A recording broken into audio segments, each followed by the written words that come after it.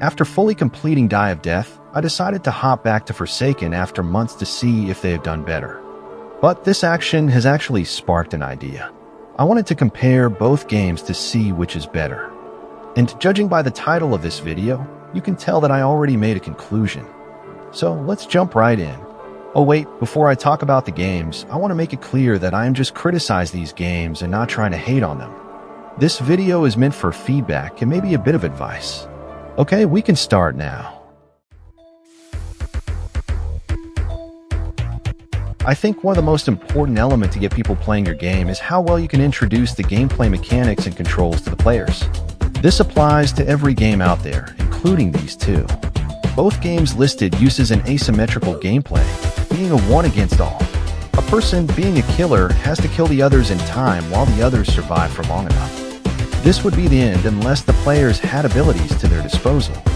This alone makes the gameplay intricate and engaging, having many strategies to utilize. How did Forsaken do it? Well, they give you 3 starter survivors, 1 for each category, and only 1 killer to start off. This may sound okay, but remember the players they are paired with are random, so they can either be really good or bad. Fortunately, they actually have a system that helps new players play with others fairly, but half of the time it does not work at all. And don't worry, it gets worse. They don't know what abilities and characters do. So how does a newbie supposed to survive against a skilled killer, let alone being able to kill when it is their turn?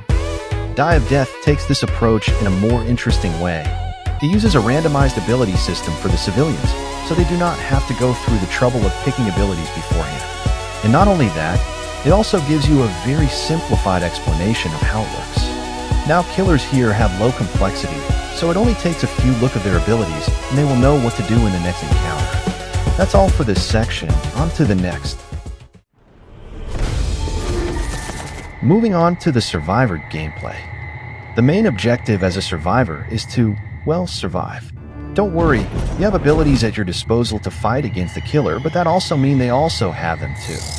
Forsaken uses set characters to play as having different skill sets for everyone to use. At the start of the round, there are generators around the map to fix, and doing so gives you money, XP, and malice, which determines who gets to be a killer. It also speeds up the timer, so it is useful even when you are not grinding. Having so many survivors, killers, and abilities creates some in-depth strategies for both sides. However, the main issue with survivors is that there are good and bad matchup with killers. If the killer they are against counters the survivor they are playing as, it can be pretty annoying. This game being teamwork dependent sounds good on paper, but the majority of Forsaken players are kids.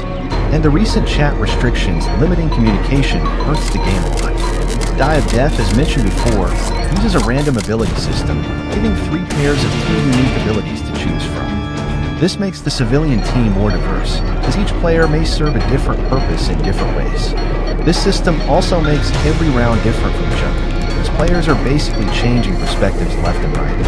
And it gets better since there are no objectives. The only thing to do is help the team, and the absence of missions is what made the civilian team feel like a team. Alright, let's get into a less frequent but significant part of the gameplay.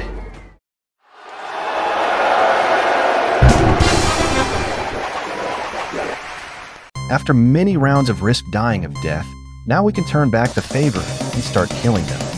Both games use set killers to leave little randomness from their power. Forsaken has 7 killers and Die of Death has 5. Forsaken killers are somewhat unique to each other, like 1x, 1x, 1x1 and John Doe. However, a recurring issue of similar skills but different effects among 4 killers, being C00 Kid, Nolly, Guest 666 and Nosferatu ruins the uniqueness of the cast. Other than that, there are still strategies for each killer, and that's it. Die of Death actually has a unique cast with their abilities, all of which facilitates to their killer's playstyle a good amount. The thing about being killers is that since the opposing team is really diverse, there are bound to be a civilian that counters your playstyle, which makes them your high priority target. The funniest thing in Die of Death is that civilians can actively kill the killer with enough firepower, so be wary of that. That's enough for the killers. The gameplay loop is pretty simple, a round of 1 killer versus everyone else taking place in a random location, all being distinct characters. While Forsaken does not add anything unique once every while, Die of Death surely did with special rounds. There are a total of 5 special rounds, so I will just quickly summarize them all. Double Trouble uses 2 killers instead. Evil Scary adds Evil Scary, being a black ball that kills on touch. Gunslinger gives the civilian team punch and revolver. Traitor stun with double damage to kill the killer. One bounce reverses both sides, now being one civilian versus everyone else. Die Nation makes everyone killer and let them fight until death. On to the final section and more important aspect of the game.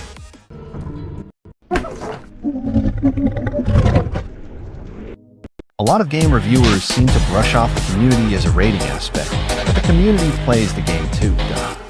And it's a multiplayer game, so I'm including it. Forsaken, where do I start with Forsaken? It is inspired by Dead by Daylight. The community is inspired by it, somehow not in a good way. They got to the point where they are emoting on new players for no reason at all, which sickens me. And they overreact over balance changes like it's the end of the world. I'm not even going to talk about the NSFW art from the community, because no. At least Die of Death has more mature people in there, and they're chill about it too. But the collaboration with Forsaken made their community seem worse, which is pretty disappointing for them. There are even more to talk about, like the development team of Forsaken being worse than a single guy with many contributors. The last thing is that Forsaken has gotten in so many dramas and that made so many game collaborations with it get pulled or moved to Die of Death as it has little drama, except for the recent Discord attack on the creator. Let's just end the video.